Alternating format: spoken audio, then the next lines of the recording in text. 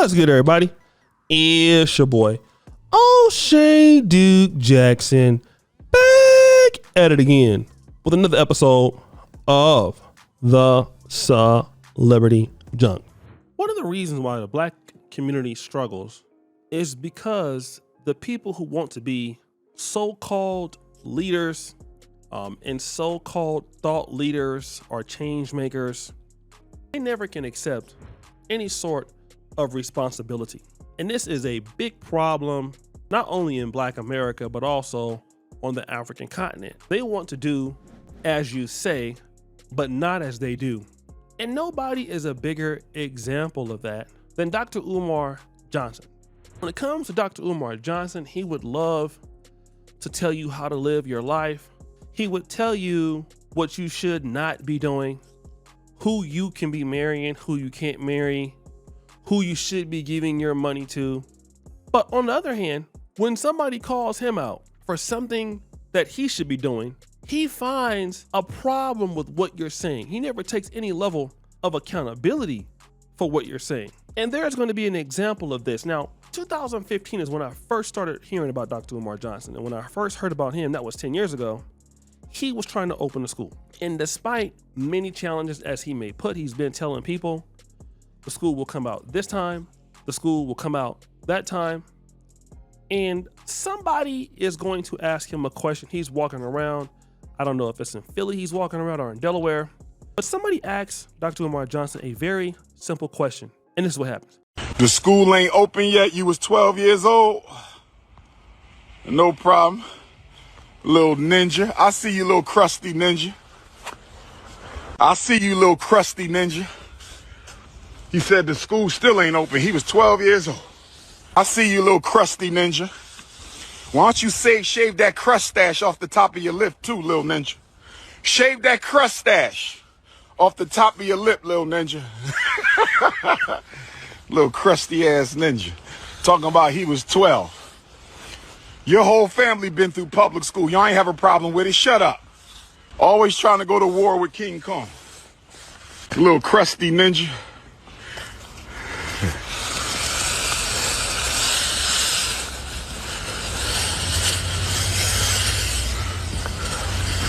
Ogun, cut a path. Somebody said, why Delaware? Another dumbass question. Because we found a school here. That's why Delaware. You little crusty. Shave that crust stash off your lip, homie. Stop dyeing your hair extra black. That hairline ain't coming back, ninja. So let me get into the comment section before I get back onto him. He should be a preacher the way he finesses money from people. It's always your own kind. Wait a minute, the crusty comments is crazy coming from someone who said they was opening a school. Like, just explain what's happening. This is so unprofessional. I would reconsider sending my child there. Hell, I know public schools act like this, but we better than that, I hope. H Block says you're running a scam. Patrice says, wow, he's such a fraud. Another lady says, why be so hard? Just answer the questions. I'm sure Dr. Umar had a reason why. Tell him, I see you, little crusty ninja. Fraud, the other person says. So why didn't Dr. Umar Johnson answer the question? Well, because he doesn't have an answer. He doesn't have any excuse, and he knows that. So the only way to make himself look good is to attack the person that is asking him a question in which he should be able to answer. It's a very simple question, all right? And it should be a very simple answer. But the reality is because he can't do it, now all of a sudden that person is a joke. And you will find this with a lot of black leadership. They will try to attack the people all the time that are trying to hold them accountable. People will try to expose them. Imagine you're just bringing up the truth, and now that person has an issue with you. You're the problem all the time. And but these are the people that expect that they want support. And this is kind of the problems in Black America, and is why a lot of people don't trust black business, because of stuff like this. Like, Dr. Umar Johnson is good at taking people's money, not giving it back, don't want to refund people, and believe that it's okay because he's Dr. Umar Johnson. And this is what really gets a lot of people, even when people like you, they will look at this and they're like, I can't support the guy. I mean, I like what he says.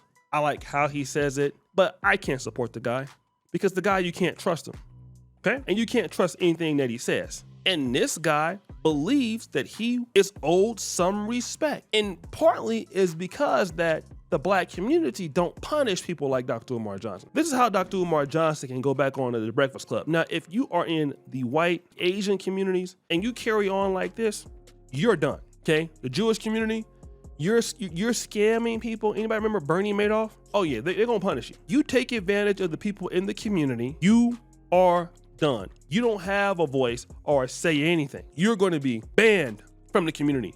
We do quite the opposite. The black community, we like to protect our criminals. We like to protect our scammers. And then when we do that, we allow other people to get into the game and scam also. So when people like Dr. Umar Johnson do that, all we are doing is giving the opportunity for Tiffany Henyard to do that. Tiffany Henyard can do that. Then your Jay Morrisons do that, right? And they don't feel like they owe you no accountability, because they don't. They know that ain't nothing gonna happen to them. So that's what they do.